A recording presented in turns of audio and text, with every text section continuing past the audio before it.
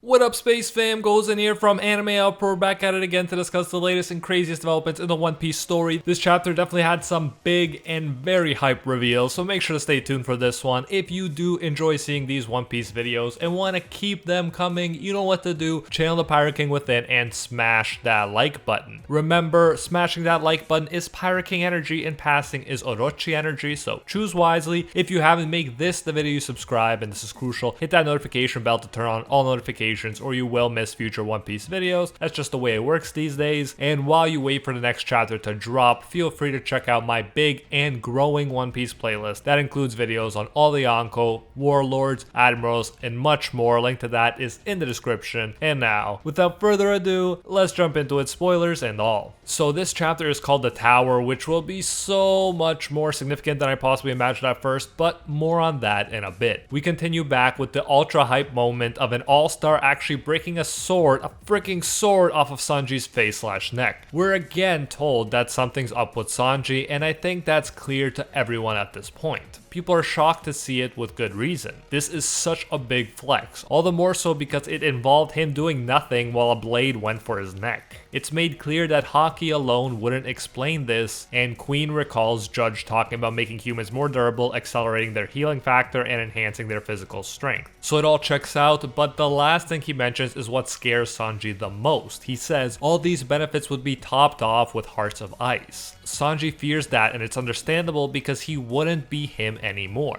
It really shouldn't be a surprise that he's freaked out, because it would be like the death of Sanji if he lost his emotions and humanity. Chopper's like we are initially, just excited about the fact that our boy Sanji broke a sword wielded by a Yonko commander with his neck. Sanji though is freaked out because he doesn't want the heart of ice. He doesn't want to end up like the unfeeling monsters that are his brothers. And rather than just beating up Queen with a hype new power up as we may like to see, Sanji starts running away, wanting to figure out what caused this transformation and probably what can stop it before he ceases to be himself. As far as he knows, the more he fights and is pushed, the more he'll cease to be himself. So that could explain why he starts running here, wanting time to think for a bit. By the way, I'm a huge fan of stopping and taking time to just think, but it's definitely hilarious seeing someone do it in the middle of such an intense high-stake battle. But as Sanji's thoughts reveal, he's worried if this keeps up, he'll lose his emotion, so he's gotta make sure it doesn't keep up until he knows more about what's happening. As enemies see him running and mumbling to himself, they understandably decide to fill him with lead, aka shoot him with several guns and bullets. After all, who wouldn't want to be the random dude who ended up killing Black-Leg Sanji? In the pirate world, that would lead to some serious street cred, but Sanji is like Dragon Ball Goku now, and I mean specifically Dragon Ball and not Dragon Ball Super Goku, who actually gets gunned down. Sanji, without his guard up, simply says that hurt after receiving the bullets, but it didn't leave any lasting damage. If swords and bullets can't actually hurt him, he's really become like the ultimate shield. And I like the view a subscriber mentioned last time about Sanji now really being the Pirate King's shield while Zoro is his sword. Everyone's obviously shocked to see Sanji being fine after being shot so many times, but you gotta give credit where credit's due, and Queen deserves some because he is not scared or worried after what he's seen. In fact, he's chasing after Sanji, even wanting him to put on his raid suit. He really wants to face Sanji at his strongest so he can see what Germa Science can do, and ultimately so he can defeat Germa Science. Then we jump to another one of the most hyped up battles, Kid and Law versus Big Mom. Kid is personally one of my favorites, and I really look forward to seeing him and his evolution because he's such a cool pirate. Here, it's not looking good for him though, because as you'll remember, Hawkins pretty much has taken his life hostage while fighting Killer via his voodoo powers. As a result, Kid is on the ground in pain, and he's asked if he's got a migraine or something, which is just hilarious to me. Imagine fighting a Yonko and just being like, yo, I gotta lay down for a bit, got a migraine, just wait until this Advil kicks in. Big Mom and Law don't know what's going on, and Law is understandably annoyed. He's confused and tells Kid to stop being dead weight. It's bad enough to have to fight a Yonko, but even worse when someone is actually slowing you down and you gotta worry about saving them too. As Big Mom is about to finish off Kid, Law uses Shambles, counters Shock, hurting Big Mom and more importantly distracting her. Prometheus is angered that Law hurt Big Mom and so attacks Law of his own free will, and it really looks painful. Love the name too, Stolen Fire, a play on German pastry, but more importantly a reference to the fact that the Prometheus from the myth stole fire for humanity. Love how Oda consistently manages to incorporate history and myth while telling his own fascinating story. Big Mom uses a Marmalade/Mama Raid attack on Kid, and now both Kid and Law are down while Big Mom looks down on them like a true Yonko facing some annoying brats. Kid has some good self-dialogue here as he forces himself up, saying there's no way this is a headache and even he doesn't know what's going on. But whatever it is, he's finally got an opportunity to take down an emperor, so he's gotta take advantage of it. He doesn't want to die like this or his life as a pirate would be a joke. Law is conscious but worried, and it's pointed out that Kid looks like he'll keel over by himself at this point even if Big Mom doesn't do anything. And even though this may look bad at first glance, I think it looks pretty good in the sense that they've survived this long while Kid has been more dead weight than help. When Killer deals with Hawkins, they'll be able to do considerably better, and if Luffy can take out Kaido by himself, there's little doubt in my mind that these two together at full power could potentially take down Big Mom. And I think that this is where the story is building to, but first, let's move on to another battle that is closely tied to this one,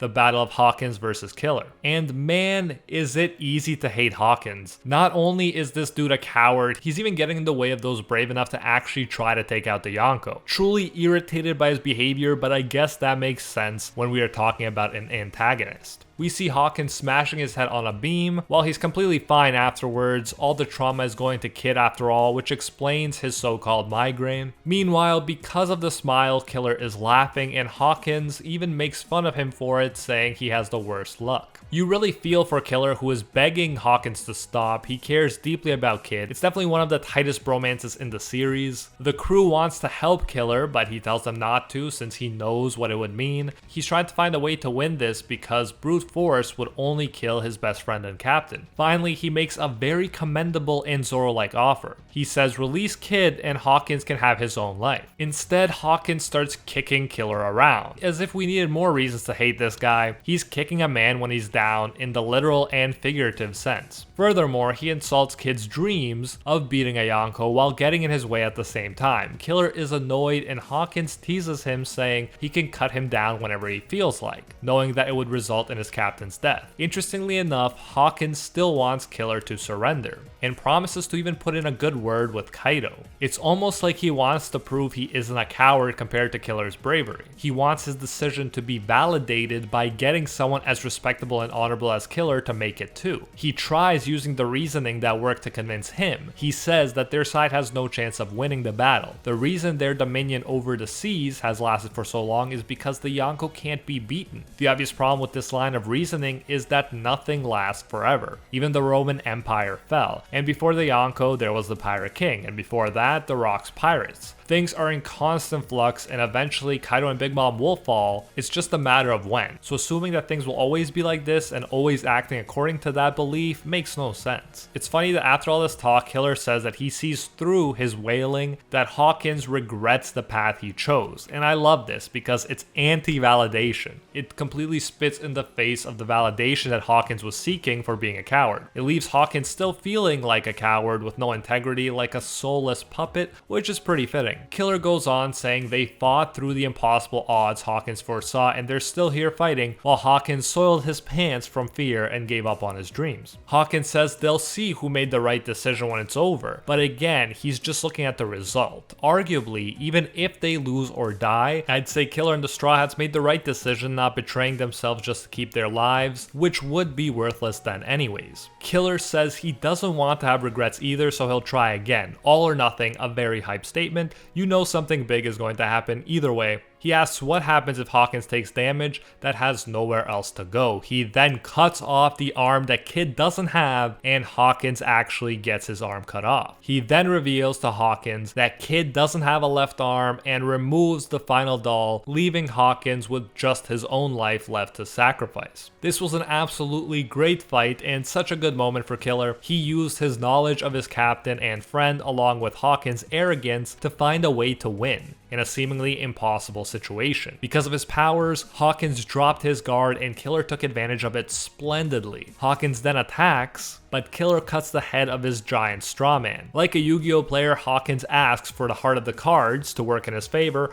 saying that the fate of the straw man is decided by the cards and it will be revived. But the heart of the cards betrays him, just like he betrayed his own heart, and he draws the tower, the title of the chapter. Killer finishes the battle and a defeated Hawkins lays on the ground saying the very hype news that the tower card signifies great change, an upheaval of the established order. Its meaning indicates the opening of a new path. This explanation is also placed on top of the panels that show the Kid and Big Mom fight, suggesting it is referring to that fight as well, meaning of course that the old established Yonko order will fall, Big Mom will be defeated along with Kaido. And Kid looks ready to go, saying he never felt better. Killer tells his captain to go for it, and we're told by the narrator that this man who fights with blades along with his side is carving out a new future. Love all the puns and absolutely loved this chapter. This was one of my favorite fights in Wano so far, even though a Straw Hat or Yonko wasn't in it, so props to Oda for handling this so well. This prediction is heavy foreshadowing that the old order of Yonko will never be the same again after this, so it's pretty much guaranteed at this point, and it stands to reason that the old order, Big Mom, will make new for new, and Kid and Law may well take her place as the new emperors, leaving Shanks, Blackbeard, Luffy, Kid, and Law as the emperors of the next generation. Shanks would be the only one from the old generation left, so let's hope really hard that we don't find out Blackbeard took him out after this battle. But that is it for this absolutely insane chapter. Had no idea I would care this much for this fight, but wow, did I ever appreciate it. As always, let me know your thoughts about this chapter, what you're most looking forward to seeing next, and as always, who was your MVP? I feel like you gotta give it to Killer here, who absolutely killed it. This may well have been the climax of his character in the series as far as screen time and epicness go, and it did not disappoint. If you did enjoy this One Piece review and want to keep them coming, you know what to do. Channel the Pirate King within and smash that like button. Remember, smashing that like button is Pirate King energy and passing is Hawkins energy.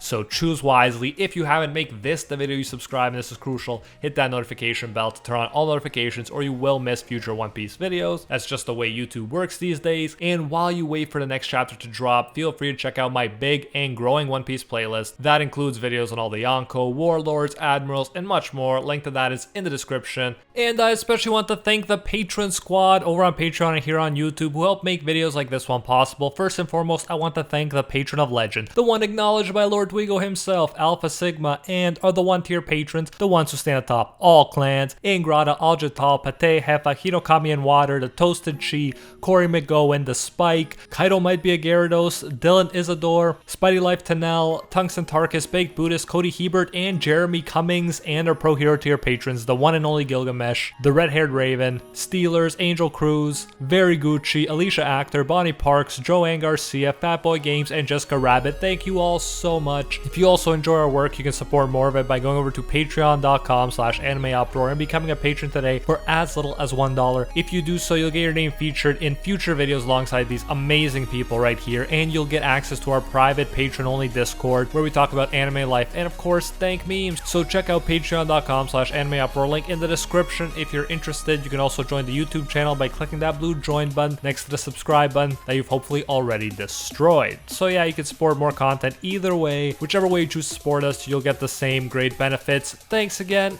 and until next time, see ya, Space Cowboys.